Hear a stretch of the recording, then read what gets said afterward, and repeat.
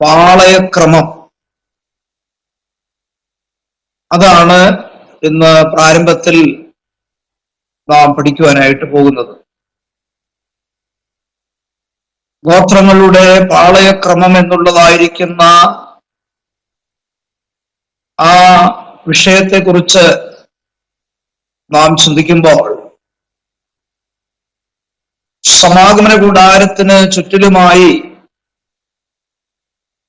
ഓരോ വശങ്ങളിലായി പാളയമടിച്ചിരിക്കുന്ന ഇസ്രായേൽ ഗോത്രങ്ങളുടെ പേരുകളും അതോടൊപ്പം അവര് പാർക്കുന്ന സ്ഥാനങ്ങളിലുള്ള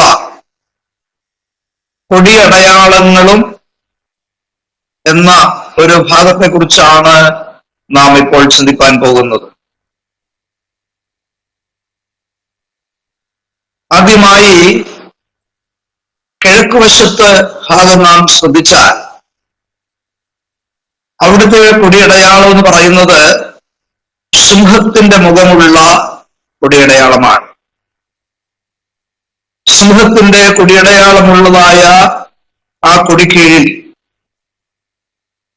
യഹൂദ ഗോത്രം മധ്യത്തിലും ആ യഹൂദ ഗോത്രത്തിന്റെ രണ്ടു വശങ്ങളിലുമായി ഇസ്സാക്കറും സെബൂലൂനും കിഴക്ക് വശത്ത് പാളയമടിച്ചിരിക്കുന്നതായി കാണാൻ കഴിയും. എന്നോട് പറയാം, സിംഹത്തിന്റെ കൊടിയടയാളത്തോടുകൂടെ യഹൂദ ഗോത്രം മധ്യത്തിലും ഇസ്സാക്കർ, സെബൂലൂൻ ഈ രണ്ട് ഗോത്രങ്ങൾ ഇരുവശങ്ങളിലുമായിട്ട് കിഴക്ക് വശത്ത് പാളയമടിച്ചിരിക്കുകയാണ്. വീണ്ടും നാം ചിന്തിച്ചാൽ തെക്കുഭാഗം, സമാഗമന കൂടാരത്തിന്റെ തെക്കുഭാഗത്ത് മനുഷ്യന്റെ മുഖമുള്ളതായിരിക്കുന്ന കൊടിയടയാളത്തോടുകൂടെ രൂബേൻ ഗോത്രം മധ്യത്തിലും ഇരുവശങ്ങളിലുമായിട്ട് ശിമയോൻ, ഗാദ് എന്നീ ഗോത്രങ്ങളാണ് തെക്കുഭാഗത്ത് പാർത്തിരുന്നത്. ഇനി പടിഞ്ഞാറ് ഭാഗത്തെ കുറിച്ച് നാം ചിന്തിക്കുമ്പോൾ കാളയുടെ മുഖമുള്ള കൊടിയടയാളത്തോടുകൂടെ എഫ്രൈം ഗോത്രം മധ്യഭാഗത്തും രണ്ടു വശങ്ങളിലുമായിട്ട് മനശ്ശെ, ബെന്യാമിൻ ഗോത്രങ്ങൾ ഇരുവശങ്ങളിലുമായിട്ട് പടിഞ്ഞാറ് ഭാഗത്ത് പാളയമടിച്ചതായി കാണാൻ സാധിക്കും. അപ്പോൾ കിഴക്ക് വശത്ത് നാം ചിന്തിച്ചു, തെക്കുഭാഗത്തെ കാര്യം ചിന്തിച്ചു, പടിഞ്ഞാറ് ഭാഗത്തെ കാര്യം ചിന്തിക്കാനിടയായി. ഇനി വടക്ക് വശത്തുള്ളതായിരിക്കുന്ന ആ ഭാഗത്തെ കാര്യം ചിന്തിച്ചാൽ കഴുകന്റെ കൊടിയടയാളത്തോടുകൂടെ ദാൻ ഗോത്രം മധ്യത്തിലും നഫ്താലി, ആശേർ ഗോത്രങ്ങൾ രണ്ടു വശങ്ങളിലുമായിട്ടാണ് വടക്ക് ഭാഗത്ത് പാളയമടിച്ചിരുന്നത്. അപ്പൊ ഇങ്ങനെയാണ് ഗോത്രങ്ങളുടെ പാളയക്രമം നമുക്ക് മനസ്സിലാക്കുവാനായിട്ട് സാധിക്കുന്നത്.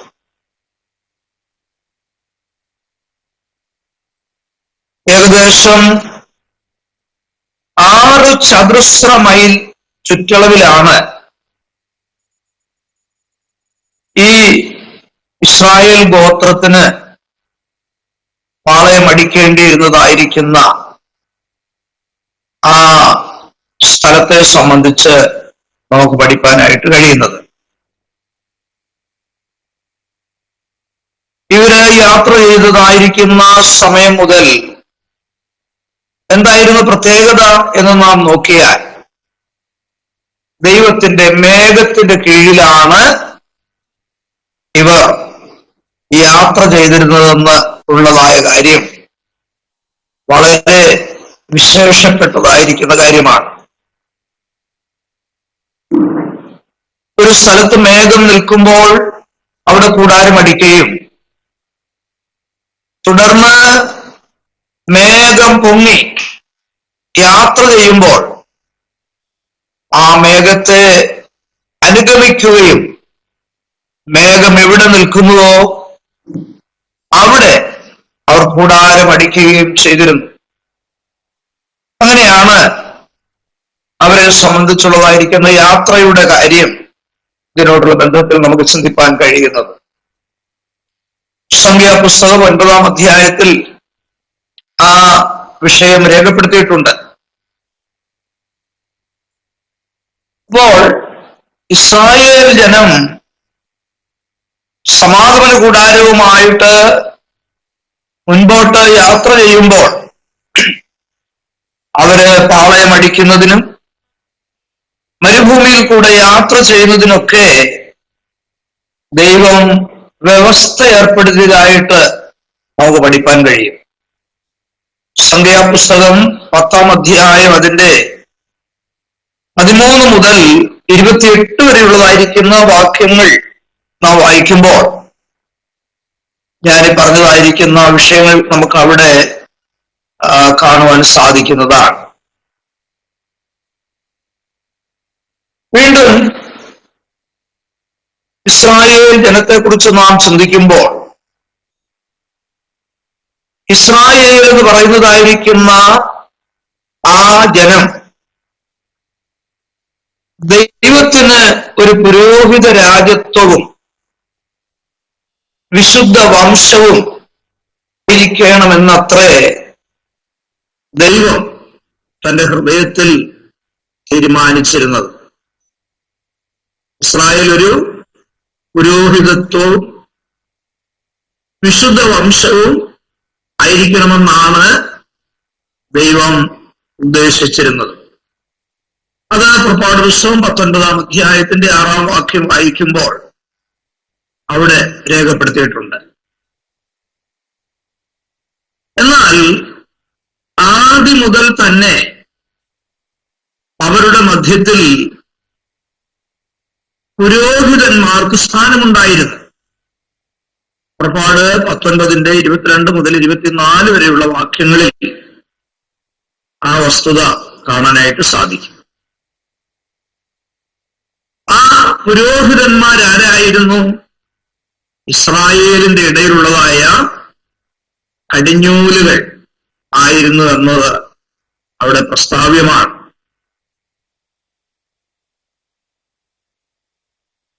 മാത്രമല്ല, ഇസ്രായേലിന് പൊതുവായും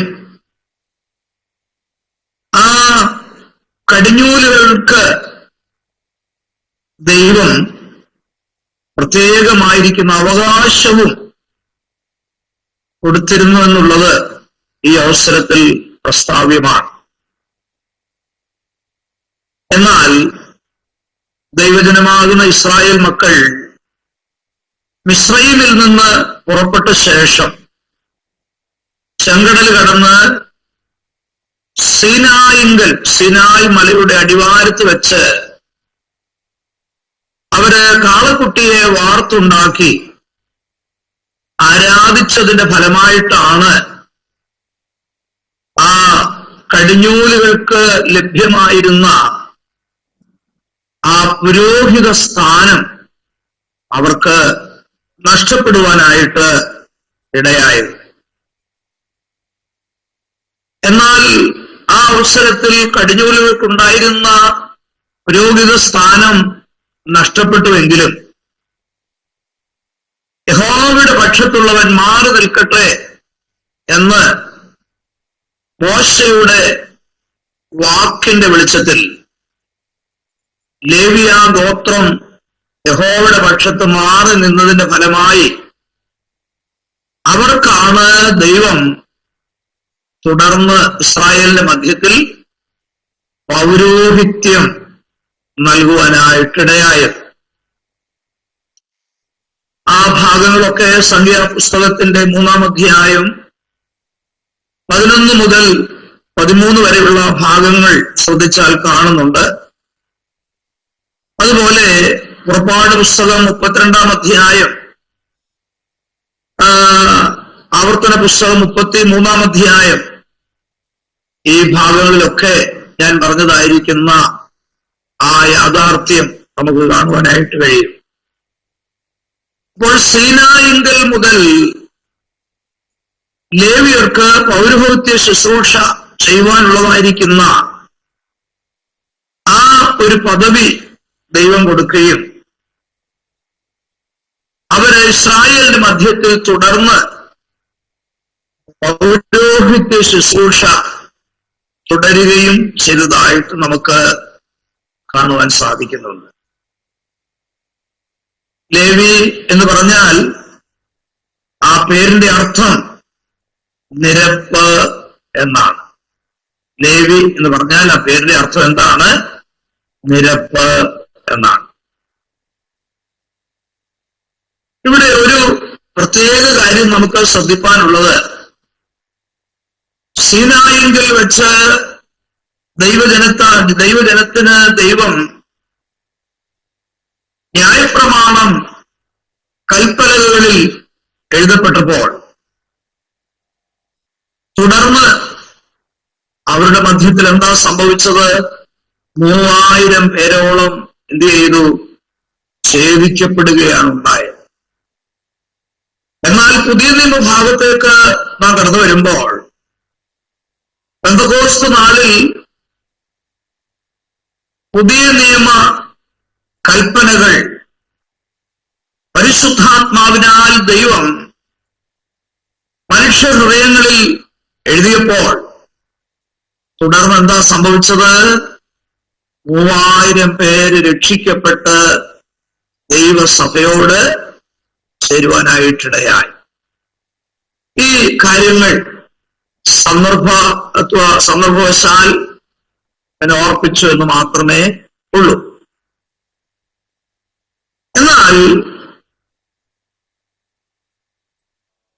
ഈ പഴയ നിയമഭാഗം ഇസ്രായേലിനോടുള്ള ബന്ധത്തിൽ നാം മറ്റൊരു കാര്യം മനസ്സിലാക്കേണ്ടതായിട്ടുണ്ട്. അവരുടെ ഇടയിൽ ജ്യേഷ്ഠാവകാശം എന്ന് പറയുന്നതായിരിക്കുന്ന ആ ഒരു പദവി എന്ന് പറയുന്നത് വളരെ പ്രധാനപ്പെട്ടതായിരിക്കുന്ന ഒരു പദവിയായിരുന്നു. എന്നാല് അവരുടെ മധ്യത്തിൽ ചിലർ, പ്രത്യേകാൽ ഏശാവും രൂപേനും എന്ത് ചെയ്തെന്നറിയാമോ? അവർക്കുണ്ടായിരുന്ന ജ്യേഷ്ഠാവകാശം അവരെന്ത് ചെയ്തു? നഷ്ടപ്പെടുത്തുവാനിടയായി. ജ്യേഷ്ഠാവകാശത്തിന് പ്രത്യേകാൽ 4 പദവികളാണ് ദൈവം നൽകിയിരുന്നത്. എന്നാൽ അവരത് വകവയ്ക്കാതെ ദൈവത്തിൽ നിന്നുള്ളതായിരിക്കുന്ന ആ അനുഗ്രഹം, ദൈവത്തിൽ നിന്ന് ജ്യേഷ്ഠാവകാശത്തിന് ദൈവം കൊടുത്തതായിരിക്കുന്ന ആ പ്രത്യേക അനുഗ്രഹം അവരെന്ത് ചെയ്തു? താൽക്കാലികമായിട്ടുള്ള വിഷയത്തിന്റെ മുൻപിൽ അവർ നഷ്ടപ്പെടുത്തുവാനായിട്ട് ഇടയായി. ഒരു കാര്യം ഇത്തരണത്തിൽ നമ്മൾ ഓർക്കണം, ദൈവത്തിന്റെ അനുഗ്രഹം ദൈവം തരുവാനായിട്ട് തീരുമാനിച്ചിരിക്കുമ്പോൾ ദൈവമക്കൾ ഒരിക്കലും അവിശ്വസ്തത കാണിപ്പാൻ പാടില്ല. നമ്മെ ദൈവം വിളിച്ചു വേർതിരിച്ചത് നാം വിശ്വസ്തരെന്ന് എണ്ണിയിട്ടാണ്. ദൈവവാക്യ സ്ഥാനത്ത് നാം വിശ്വസ്തയോടുകൂടെ നിന്നില്ല എങ്കിൽ എന്താണ് സംഭവിക്കുന്നറിയാമോ? ദൈവം നമ്മെ അനുഗ്രഹിക്കുകയില്ല. അത് പുതിയ നിയമവ്യവസ്ഥയാണ്. നാം അത് വളരെ കാര്യമായി കുറിക്കൊള്ളേണ്ടതായിരിക്കുന്ന സംഗതിയാണ്. എന്തൊക്കെയാണെന്നറിയാമോ? ജ്യേഷ്ഠ അവകാശ പദവികൾ. ഒന്ന്, ഇരട്ടി അവകാശം, അപ്പനിൽ നിന്ന് എല്ലാ മക്കൾക്കും കൊടുക്കുന്നതായ ആ അവകാശമുണ്ട്. എന്നാൽ ജ്യേഷ്ഠന്മാർക്ക് ആ അവകാശത്തിൽ ഇരട്ടി അവകാശമാണ് ദൈവം അവർക്ക് വെച്ചിരിക്കുന്നത്. 1 ദിനവൃത്താന്തം 5-ാം അധ്യായത്തിന്റെ 1-ാം വാക്യത്തിൽ അത് സൂചിപ്പിച്ചിട്ടുണ്ട്. ജ്യേഷ്ഠാവകാശത്തിൽപ്പെട്ടതായ 2ാമത്തെ പദവി എന്ന് പറയുന്നത് പൗരോഹിത്യമാണ്. അത് ഞാൻ മുമ്പേ ഓർപ്പിച്ച കാര്യമാണ്. പൗരോഹിത്യം താഴെയുള്ളതായിരിക്കുന്ന മക്കൾക്ക് ലഭിക്കാത്ത ഒരു വലിയ പദവിയാണ് ഏത്? പൗരോഹിത്യ സ്ഥാനം എന്നുള്ളത്. കൂടാതെ മശിഹാജനനം അത് ജ്യേഷ്ഠാവകാശ പദവിയിൽപ്പെട്ടതാണ്. അതായത് വംശാവലി എന്ന് പറയുന്ന ഭാഗം നാം ശ്രദ്ധിച്ചാൽ അത് കാണാൻ കഴിയും. ഈ പറയപ്പെട്ടതായിരിക്കുന്ന കാര്യങ്ങളൊക്കെ സംഖ്യാപുസ്തകം 3-ാം അധ്യായം 11-ാം വാക്യത്തിലും മത്തായി സുവിശേഷം 1-ാം അധ്യായം 3-ാം വാക്യത്തിലൊക്കെ രേഖപ്പെടുത്തിയിരിക്കുന്നത് നമുക്ക് ശ്രദ്ധിപ്പാൻ സാധിക്കും. 4ാമത്തെ പദവി എന്ന് പറയുന്നത് പ്രഭുസ്ഥാനമാണ്. എന്ന് പറഞ്ഞാൽ രാജാക്കന്മാർ ജനിക്കുന്നത് ആ ജ്യേഷ്ഠാവകാശ പദവിയുള്ളവരിൽ കൂടിയാണ്. അത് 1 ദിനവൃത്താന്തം 5-ാം അധ്യായത്തിന്റെ 2-ാം വാക്യത്തിൽ കാണുവാൻ സാധിക്കുന്നുണ്ട്. അപ്പോൾ ജ്യേഷ്ഠാവകാശ പദവികളായിട്ട് 4 അനുഗ്രഹങ്ങളാണ്, പദവികളാണ് ദൈവം ഇസ്രായേലിന്റെ മധ്യത്തിൽ നൽകിയിരുന്നത്. എന്തൊക്കെയാണ്? ഇരട്ടി അവകാശം, 2 പൗരോഹിത്യം, 3 മശിഹാജനനം, 4 പ്രഭുസ്ഥാനം അഥവാ രാജാക്കന്മാരുണ്ടാകുന്ന ആ സ്ഥാനം. ഈ വലിയ അനുഗ്രഹങ്ങൾ ദൈവം ജ്യേഷ്ഠാവകാശ പദവിയിലൂടെ നൽകിയിരിക്കുന്നത് അറിഞ്ഞിട്ടും ഏശാവും രൂബേനും എന്ത് ചെയ്തു? അവരുടെ ജ്യേഷ്ഠാവകാശം നഷ്ടപ്പെടുത്തി കളയുവാനായിട്ടിടയായി. എന്നാൽ അതിനോടുള്ള ബന്ധത്തിൽ നാം ചിന്തിച്ചാൽ രൂബേൻ ജ്യേഷ്ഠാവകാശ പദവി നഷ്ടപ്പെടുത്തിയെങ്കിലും ഈ അവകാശം ഇസ്രായേൽ ഗോത്രങ്ങളിൽ ചിലർക്ക് ദൈവം എന്ത് ചെയ്തു? കൈമാറുവാനിടയായി. രൂബേൻ ഗോത്രത്തിന് നഷ്ടപ്പെട്ട ഈ അവകാശം ഇസ്രായേലിൽ പല ഗോത്രങ്ങൾക്കാണ് ലഭ്യമായി തീരുവാനിടയായത്. ഇരട്ടി അവകാശം ആർക്കാ കിട്ടിയത്? യോസേപ്പിന് ലഭിച്ചു.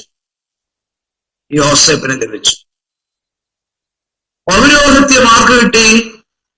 ലേവിക്ക് കിട്ടുവാനിടയായി. പ്രഭുസ്ഥാനവും മശിഹാജനനവും ലഭിച്ചത് ആർക്കാണ്? യഹൂദാ ഗോത്രത്തിനാണ്. നോക്കിയേ, എന്തൊരു പരിതാപകരമായ അവസ്ഥയാണ് അതല്ലേ? രൂപേന് ലഭിക്കേണ്ടതായിരിക്കുന്ന ഈ ജ്യേഷ്ഠാവകാശ പദവികൾ 4 അവൻ നഷ്ടപ്പെടുത്തിയപ്പോൾ ഇസ്രായേൽ ഗോത്രങ്ങളിൽ മറ്റുള്ള ഗോത്രക്കാർക്കാണ് ആ പദവികൾ ലഭിക്കുവാനായിട്ട് ഇടയായത്. വളരെ ദുഃഖകരമായ ഒരു കാര്യമല്ലേ ഇത്?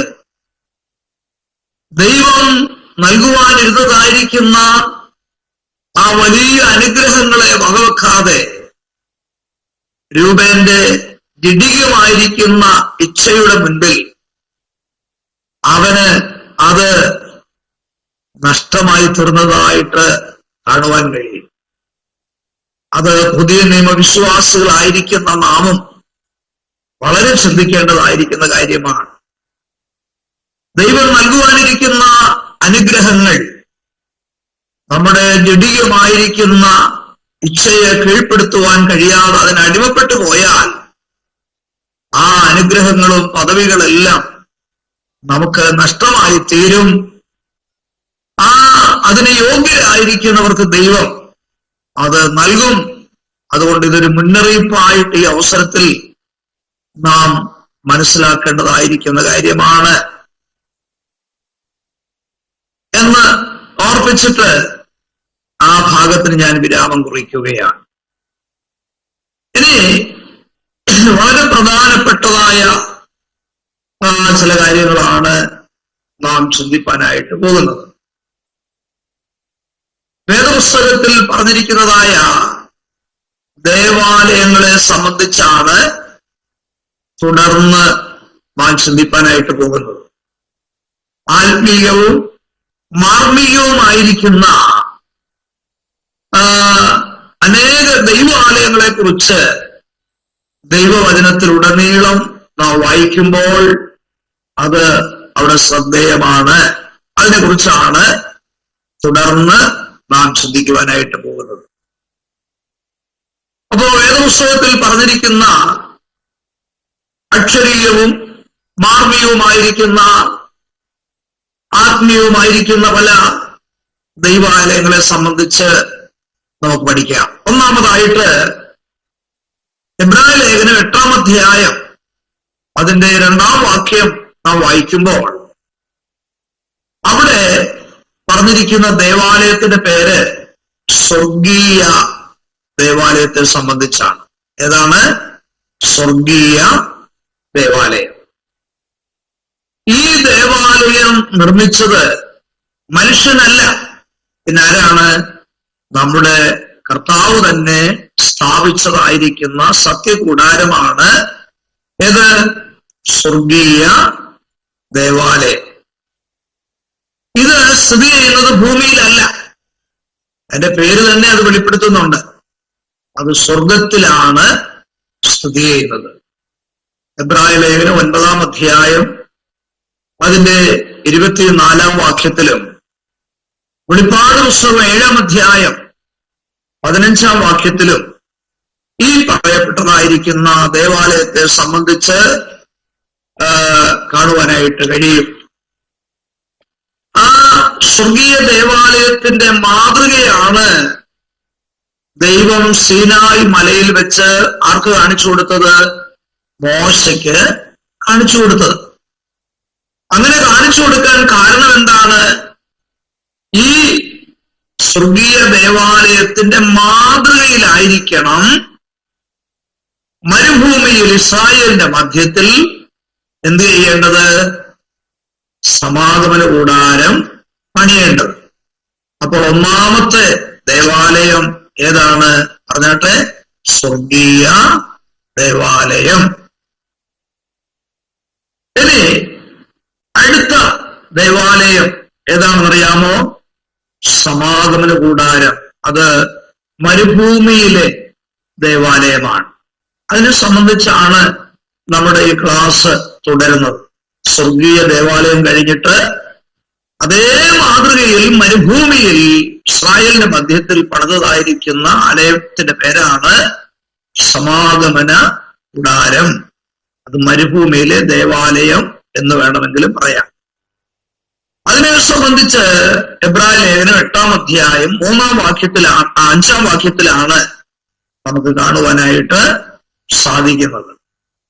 ആ സമാഗമന കൂടാരത്തിന്റെ അതിപരിശുദ്ധ സ്ഥലത്താണ് ദൈവത്തിന്റെ തേജസ്സും ദൈവത്തിന്റെ സാന്നിധ്യവും എന്ത് ചെയ്തിരുന്നത്? ഇറങ്ങി വന്ന് വാസം ചെയ്തിരുന്നതെന്ന് പുറപ്പാട് പുസ്തകം 40-ാം അധ്യായം 34 മുതൽ 38 വരെയുള്ളതായ വാക്യങ്ങളിൽ രേഖപ്പെടുത്തിയിട്ടുണ്ട്. അപ്പൊ രണ്ടാമത്തെ ദേവാലയം ഏതാണ്? സമാഗമന കൂടാരം അഥവാ മരുഭൂമിയിലെ ദേവാലയം. ഇനി അടുത്ത ദേവാലയം ഏതാണെന്നറിയാമോ? ശലോമോന്റെ ആലയം. ശലോമോനാൽ ദൈവം പണിതതായ ആലയം. അത് ദാവീദാണ് പണിയുവാനായിട്ട് അതിന്റെ ചട്ടം എല്ലാം ഉണ്ടാക്കിയത്, എല്ലാം ഒരുക്കി വെച്ചത് ദാവീദാണ്. പക്ഷെ ദൈവം പറയുന്നു, ദാവീദ് പണിയണ്ട, ദാവീദിന്റെ മകനായിരിക്കുന്ന ശലോമോൻ വേണം അത് പണിയുവാൻ.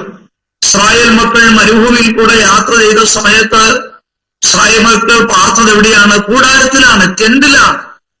അതുകൊണ്ട് ദൈവവും തീരുമാനിച്ചു അവരുടെ മധ്യത്തിൽ ഞാനും ഒരു ടെന്റിൽ, ഒരു കൂടാരത്തിൽ വസിക്കുമെന്ന്. എന്നാൽ ഇസ്രായേൽ മക്കൾ കൂടാരവാസം കഴിഞ്ഞ്, മരുഭൂമിവാസം കഴിഞ്ഞ് കനാനിൽ എത്തിച്ചേർന്ന് അവർ വീടുകൾ പണിത് അവിടെ താമസിച്ചപ്പോൾ ദൈവവും തീരുമാനിച്ചു എന്ത്? പണിയപ്പെട്ട ഒരാലയത്തിൽ എനിക്ക് അവരുടെ മധ്യത്തിൽ വസിക്കുകയാണ്. അതുകൊണ്ടാണ് ശലോമോൻ മുഖാന്തരം പണിയപ്പെട്ടതായ ഒരാലയത്തിൽ ദൈവം വസിക്കുവാനായിട്ട് ഇടയായത്. ഈ ആലയത്തിൽ, അതായത് പണി പൂർത്തിയായപ്പോൾ അവിടെയാണ് ദൈവത്തിന് സാന്നിധ്യം എന്ത് ചെയ്തത്? എഴുന്നള്ളി വസിക്കുവാനിടയായത്. 1 ദിനവൃത്താന്ത പുസ്തകം 5-ാം അധ്യായം 13-14 വാക്യങ്ങളിൽ അത് കാണുവാനായിട്ട് കഴിയും. അപ്പൊ 3-ാമത്തെ ദേവാലയത്തിന്റെ പേരെന്താണ്? ശലോമോൻ പണി കഴിപ്പിച്ച ആലയം, ശലോമോന്റെ ആലയം. ഇനി നമുക്ക് ചിന്തിക്കാനുള്ളത് സെരുബാബേലിന്റെ ആലയത്തെ കുറിച്ചാണ്. ഏതാണ്? സെരുബാബേലിന്റെ ആലയം. എന്തായിരുന്നു ഈ ആലയത്തിന്റെ പശ്ചാത്തലം എന്ന് നാം ശ്രദ്ധിച്ചാൽ, ശലോമോൻ പണിതതായിരിക്കുന്ന ആലയം ബാബേൽ ചക്രവർത്തിയായിരിക്കുന്ന നെബൂഖദ്നേസറിന്റെ യെരൂശലേം ആക്രമണത്തോടുള്ള ബന്ധത്തിൽ ആ ആലയം പരിപൂർണമായിട്ട് എന്ത് ചെയ്തു? നശിച്ചു പോകുവാനിടയായി. BC 606, 598, 587 ഈ 3 കാലഘട്ടങ്ങളിലാണ് ബാബേൽ ചക്രവർത്തിയായിരിക്കുന്ന നെബൂഖദ്നേസർ രാജാവ് തന്റെ സൈന്യവുമായിട്ട് ആ യെരൂശലേമിൽ എത്തിച്ചേർന്ന് ആ യെരൂശലേമിനെ നശിപ്പിച്ചത്. ആ കൂട്ടത്തിൽ ശലോമോൻ പണിതതായിരിക്കുന്ന ആലയവും എന്ത് ചെയ്തു? നശിച്ചു പോകുവാനിടയായി. ആലയം നശിച്ചത് മാത്രമല്ല, ദൈവത്തിനു വേണ്ടി ശുശ്രൂഷ ചെയ്യുവാൻ ഉപയോഗിച്ചിരുന്ന പൊൻവെള്ളി പാത്രങ്ങളും ബാബേൽ ചക്രവർത്തിയായിരിക്കുന്ന രാജാവ്, നെബൂഖദ്നേസർ രാജാവ് എടുത്തുകൊണ്ട് എവിടേക്ക് പോയി? ബാബേലിലേക്ക് പോകുവാനായിട്ടിടയായി. എന്നാൽ നീണ്ട 70 വർഷങ്ങൾ പിന്നിട്ട് കഴിഞ്ഞപ്പോൾ ബാബേൽ പ്രവാസം അവസാനിക്കുകയും ആ സമയത്ത് സെരുബാബേലിന്റെ നേതൃത്വത്തിൽ യെരൂശലേമിലേക്ക് മടങ്ങി വന്നതായിരിക്കുന്ന ദൈവജനം ആദ്യം എന്താ ചെയ്തെന്നറിയാമോ? ആ നഷ്ടപ്പെട്ടു പോയ ആലയം ആ സ്ഥാനത്ത് പണിയുവാനായിട്ടിടയായി. അത് സെരുബാബേലിന്റെ നേതൃത്വത്തിലാണ് പണി കഴിപ്പിക്കുവാനായിട്ട് ഇടയായത്. ഇതിനെ സംബന്ധിച്ച് എസ്രായുടെ പുസ്തകം 1-ാം അധ്യായം 1 മുതൽ 4 വരെയുള്ള വാക്യങ്ങളിലും അതിന്റെ 6-ാം അധ്യായം 2 മുതൽ 5 വരെയുള്ള വാക്യങ്ങളിലൊക്കെ നാം നോക്കിയാൽ അവിടെ വായിക്കുവാനായിട്ട് സാധിക്കുന്നുണ്ട്. അപ്പോൾ യെരൂശലേം ദേവാലയം, ശലോമോന്റെ ദേവാലയത്തിൽ നിന്നും എടുത്തുകൊണ്ട് പോയതായിരിക്കുന്ന ആ പാത്രങ്ങളൊക്കെ, ചില പാത്രങ്ങൾ പുതിയ ആലയത്തിൽ അവർ കൊണ്ട് തിരിച്ചു വെക്കുവാനിടയായി. ഈ പഴയ മാതൃകയിൽ തന്നെയാണ് സെരുബാബേലും തന്റെ ജനവും അവിടെ എന്ത് ചെയ്തത്? ആലയം പണിയുവാനായിട്ട് ഇടയായത്. അതാണ് 4-ാമത്തെ ആലയമായ ആ സെരുബാബേലിന്റെ ആലയം. എന്നാൽ 5-ാമത് കാണാൻ കഴിയുന്നത് മഹാനായ ഹെരോദാവിന്റെ ആലയത്തെ സംബന്ധിച്ചാണ്.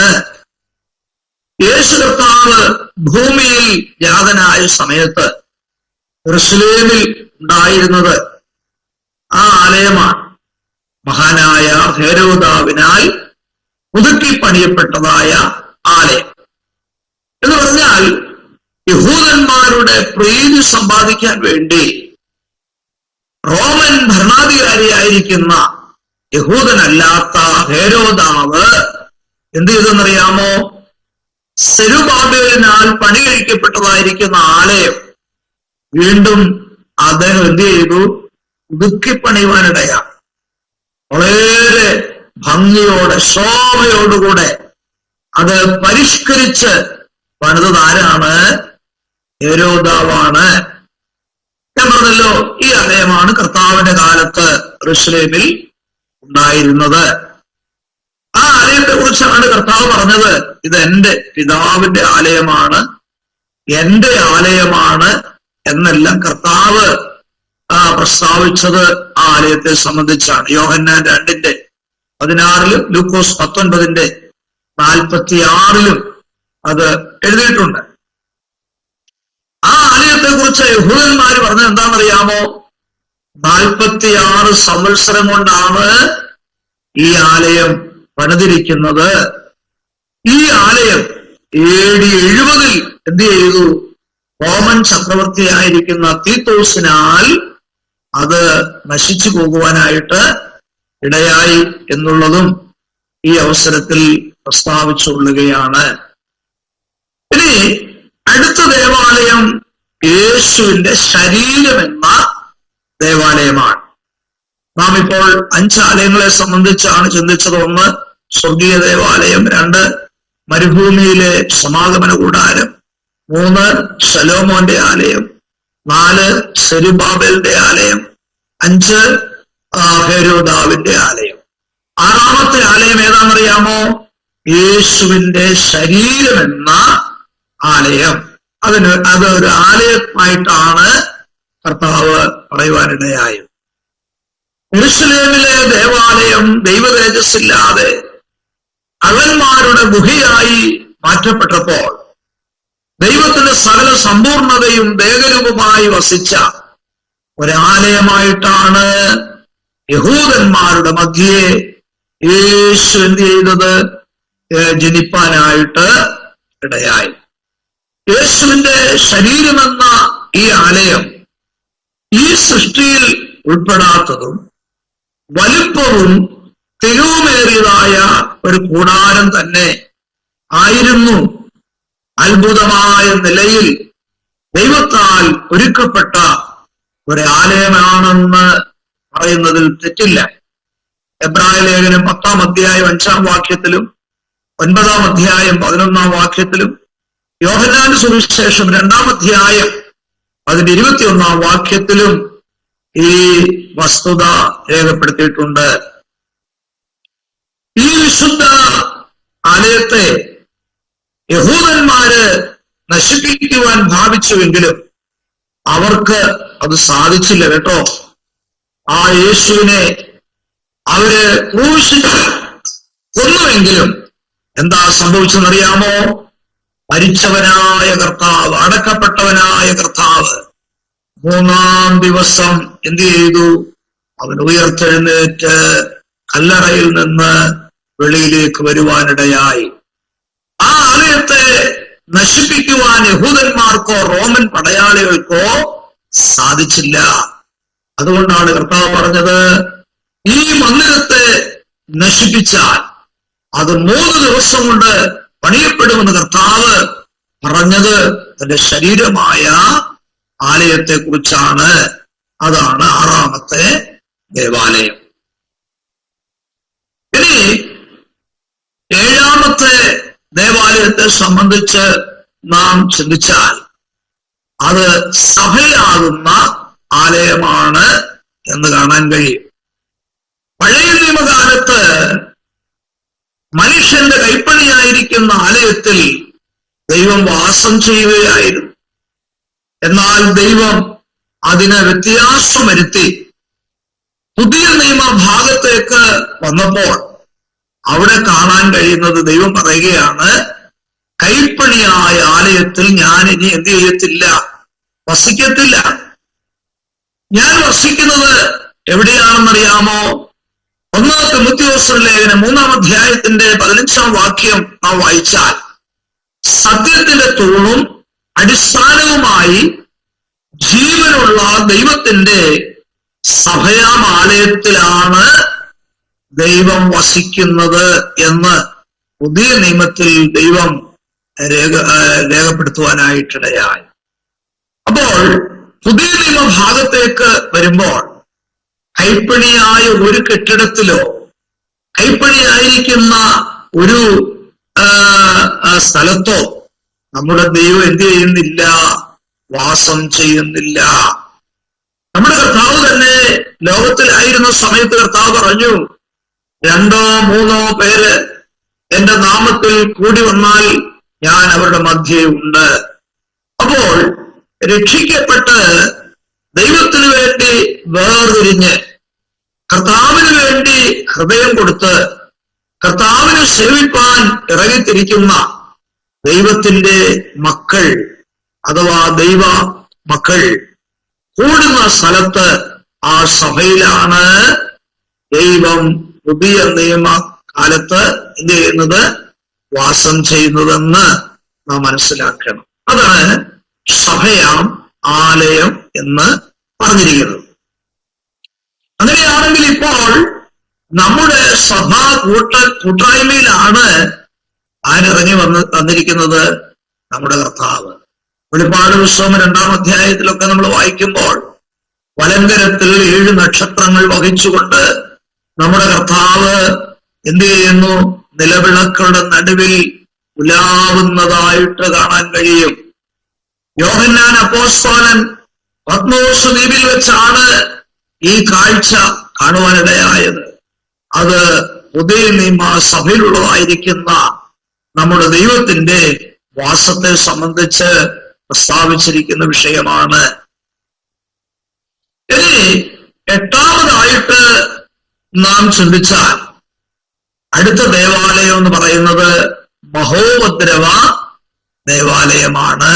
മഹോപദ്രവ ദേവാലയം എന്ന് പറഞ്ഞാൽ സഭാ കാലയളവിന് ശേഷം അഥവാ കർത്താവിന് വേണ്ടി ഒരുങ്ങി കാത്തിരിക്കുന്ന ദൈവസഭയെ ദൈവം ഈ ഭൂമിയിൽ നിന്ന് എടുക്കും.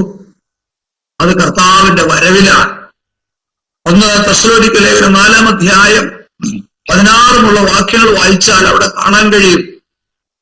കർത്താവ് താൻ ഗംഭീരനാദത്തോടും പ്രധാന ദൂതന്റെ ശബ്ദത്തോടും ദൈവത്തിന്റെ കാഹളത്തോടും കൂടെ സ്വർഗത്തിൽ ഇറങ്ങി വരികയും ക്രിസ്തുവിൽ മരിച്ചവർ മുൻപ് ഉയർത്തെഴുന്നേൽക്കുകയും പിന്നെ ജീവനോടെ ശേഷിക്കുന്ന അവരോടൊരുമിച്ച് ആകാശത്തിൽ കർത്താവിനെ എതിരേൽപ്പാൻ മേഘങ്ങളിൽ എടുക്കപ്പെടും.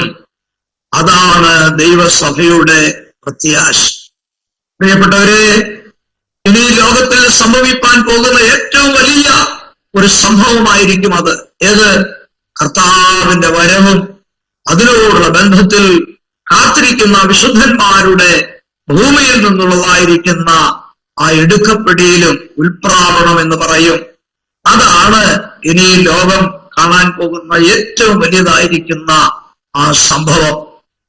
അങ്ങനെയാണെങ്കിൽ കർത്താവ് വന്ന് സഭയെ ഭൂമിയിൽ നിന്ന് ചേർത്ത് കഴിഞ്ഞാൽ അതിനുശേഷം മഹോപദ്രവകാലം ഈ ഭൂമിയിൽ ആരംഭിക്കുകയാണ്. അഥവാ എതിർ ക്രിസ്തു രംഗപ്രവേശനം ചെയ്ത് 7 വർഷം ഭൂമിയിൽ ഭരണം നടത്താനായിട്ട് പോവുകയാണ്. ആ സമയത്ത് ഒരു ആലയം യഹൂദന്മാരുടെ മധ്യേ അവരെന്ത് ചെയ്യും? പണിയും. അത് വെളിപ്പാട് പുസ്തകം 11-ാം അധ്യായത്തിന്റെ 1 മുതൽ 3 വരെയുള്ളതായിരിക്കുന്ന വാക്യങ്ങളിലാണ് വ്യക്തമായി കാണാൻ കഴിയുന്നത്. അധർമ്മമൂർത്തി തന്നെത്താൻ രാജാവായി വാഴിക്കപ്പെടുന്നത് ആ ആലയത്തിലാണ്. അതായത് എതിർ ക്രിസ്തുവിനെ ആദ്യം മശിഹ എന്ന് തെറ്റിദ്ധരിച്ച് യഹൂദന്മാര് വിശ്വസിക്കുമെങ്കിലും അവൻ യഹൂദന്മാർക്ക് എതിരായി തീരും.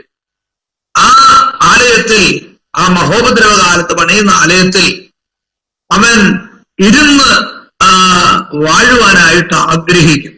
2 തെസ്സലോനിക്ക ലേഖനം 2-ാം അധ്യായത്തിന്റെ 4-ാം വാക്യത്തിൽ അത് കാണുവാനായിട്ട് കഴിയും.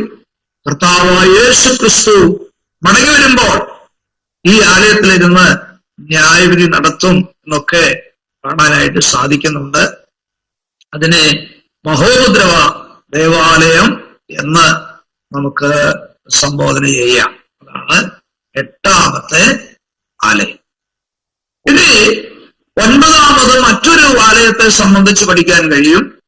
അത് സഖരിയാ പ്രവചനം 6-ാം അധ്യായം 12-13 വാക്യങ്ങളിലും 147-ാം സങ്കീർത്തനം 2-ാം വാക്യത്തിലും ഒക്കെ നമുക്ക് കാണുവാനായിട്ട് സാധിക്കുന്നുണ്ട്.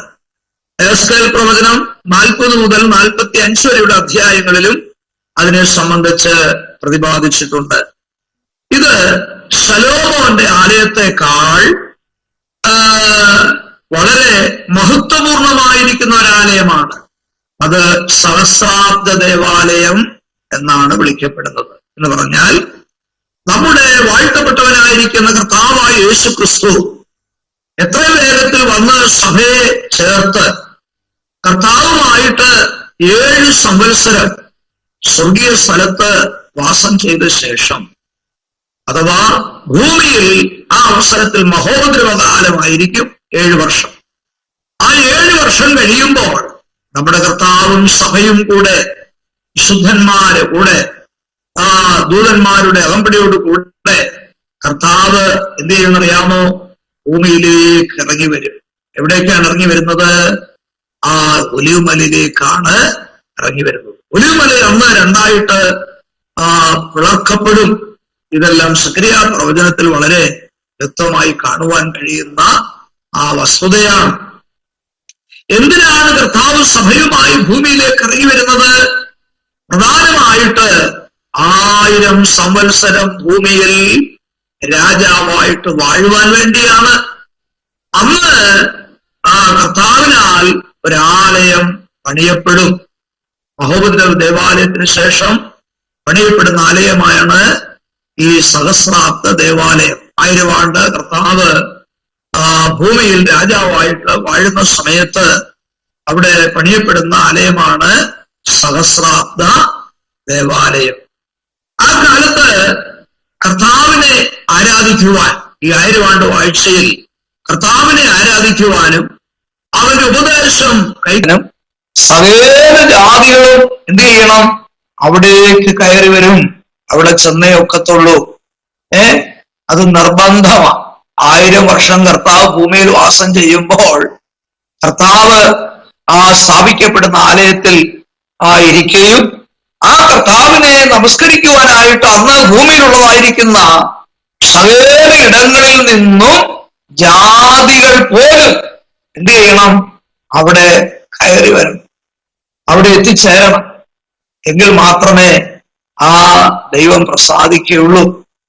അങ്ങനെ ആരാധിപ്പാൻ വന്നില്ലെങ്കിൽ അവർക്ക് ദൈവം മഴ കൊടുക്കത്തില്ലെന്നൊക്കെയാണ് പറഞ്ഞിരിക്കുന്നത്. ഇന്ന് ആരാധനയ്ക്ക് പോയില്ലെങ്കിലും മഴ പെയ്യുന്നുണ്ടല്ലോ, അല്ലേ? ഇരിക്കട്ടെ. തീർച്ചയായും ആ സഹസ്രാബ്ദ ദേവാലയത്തെ സംബന്ധിച്ചുള്ള കാര്യങ്ങളാണ് കാണാൻ കഴിയുന്നത്. യെശയ്യാ പ്രവചനം 2-ാം അധ്യായത്തിന്റെ യെശയ്യാ പ്രവചനം 2-ാം അധ്യായം അതിന്റെ 2-3 വാക്യങ്ങളിലും 25-ാം അധ്യായം 6-7 വാക്യങ്ങളിലൊക്കെ അത് രേഖപ്പെടുത്തിയിട്ടുണ്ട്. അതാണ് 9ാമത്തെ ആലയമായ സഹസ്രാബ്ദ ദേവാലയം. ഇനി പുതിയ യെരൂശലേം അതിനെ ഒരാലയമായിട്ടാണ് ചിത്രീകരിച്ചിരിക്കുന്നത്. ആ ആലയം എന്ന് പറയുന്നത് പുതുവാന ഭൂമിയിലേക്ക് പുതിയ യെരൂശലേം എന്ന ആ പുതിയ നഗരം കർത്താവിനായി അലങ്കരിച്ചിട്ടുള്ളതായ മണവാട്ടിയെ പോലെ ഒരുങ്ങി സ്വർഗത്തിൽ നിന്ന് ദൈവസന്നിധിയിൽ നിന്ന് തന്നെ ഇറങ്ങി വരുന്നത് ആര് കണ്ടു? യോഹന്നാൻ അപ്പോസ്തലൻ കാണാനിടയായി. സർവശക്തിയുള്ളതായ ആ ദൈവമായ കർത്താവും കുഞ്ഞാടും അതിന്റെ മന്ദിരമാകുന്നു എന്നാണ് വെളിപ്പാട് പുസ്തകം 21-ാം അധ്യായം 2-ാം വാക്യത്തിലും 22-ാം വാക്യത്തിലും രേഖപ്പെടുത്തിയിരിക്കുന്നത്.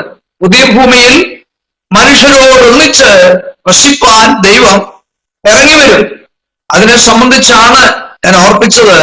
സർവശക്തിയുള്ളതായ ദൈവമായ കർത്താവ് കുഞ്ഞാടും അതിന്റെ മന്ദിരമായിരിക്കും, ആലയമായിരിക്കും എന്ന് പറയുവാൻ കാരണം അതുകൊണ്ടാണ് പുതിയ യെരൂശലേമും ഒരു ആലയമായിട്ട് ഇവിടെ ചിത്രീകരിച്ചിരിക്കുന്നത്. സകല ജാതികളും ആ കാലത്ത് എന്ത് ചെയ്യും? അവന്റെ പ്രകാശത്തിലും ജീവനിലും സ്നേഹത്തിലും നടക്കും. അവനെ മഹത്വപ്പെടുത്തുവാനും ബഹുമാനിക്കുവാനുമായിട്ടാണ് അന്ന് ജീവിക്കുന്നതായ ആ ജനത്തിന്റെ അവസ്ഥ. വെളിപ്പാട് 21-ാം അധ്യായത്തിലും അതിന്റെ 24-26 വാക്യങ്ങളിലും ഞാൻ ഈ പറഞ്ഞതായിരിക്കുന്ന യാഥാർത്ഥ്യം നമുക്ക് അവിടെ കാണുവാനായിട്ട് സാധിക്കും. അങ്ങനെയാണ് പുതിയ യെരൂശലേം എന്ന ആ മന്ദിരത്തെ സംബന്ധിച്ചുള്ളതായ പഠനത്തിൽ നമുക്ക് മനസ്സിലാക്കുവാൻ കഴിയുന്നു.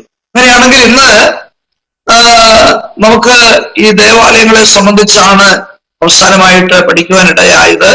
നമ്മുടെ സമയം ഇവിടെ അവസാനിക്കുന്നത് കൊണ്ട് ഇന്നത്തെ ക്ലാസ് ഞാൻ ഇവിടെ അവസാനിപ്പിക്കുകയാണ്. അവസാനമായിട്ട് ചിന്തിച്ചത് എന്തൊക്കെയാണ്? 10 അക്ഷരീയവും മാർമികവുമായിരിക്കുന്ന ദേവാലയത്തെ സംബന്ധിച്ച്. ഒന്നാമത്തത് സ്വർഗീയ ദേവാലയം, രണ്ടാമത്തത് മരുഭൂമിയിലെ സമാഗമന കൂടാരം, 3 ശലോമോന്റെ ആലയം, 4 സെരുബാബേലിന്റെ ആലയം, 5 ഹെരോദാവിന്റെ ആലയം, 6 യേശുവിന്റെ ശരീരം എന്ന ആലയം, 7 സഭയാകുന്ന ആലയം, 8 മഹോപദ്രവകാലത്തുള്ള ആലയം, 9 സഹസ്രാബ്ദ ദേവാലയം, 10 പുതിയ യെരൂശലേം. ഇങ്ങനെയാണ് 10 ദേവാലയങ്ങളെ സംബന്ധിച്ച് ദൈവവചനത്തിൽ നിന്ന് നമുക്ക് പഠിക്കുവാനായിട്ട് സാധിക്കുന്നത്. ഇനി അടുത്ത ക്ലാസ്സിൽ സമാഗമന കൂടാരത്തിന്റെ മറ്റ് ഭാഗങ്ങളെ സംബന്ധിച്ച് നമുക്ക് ചിന്തിപ്പാനായിട്ട് സാധിക്കും. തുടർന്ന് നമ്മൾ അടുത്ത ക്ലാസ്സിൽ ചിന്തിക്കാനൊക്കെ പോകുന്ന ഇസ്രായേലിന്റെ പാളയങ്ങളെ സംബന്ധിച്ചുള്ള വിഷയമാണ്. അതിമനോഹരമായ ആത്മീയ ചിന്തകളാണ് അതിൽ നിന്നൊക്കെ നമുക്ക് പഠിക്കുവാനുള്ളത്. അതുകൊണ്ട് ആരും ക്ലാസ് നഷ്ടപ്പെടുത്തരുത് എന്നുള്ള ഒരു അപേക്ഷ എനിക്ക് അവസാനമായിട്ട് അറിയിക്കും.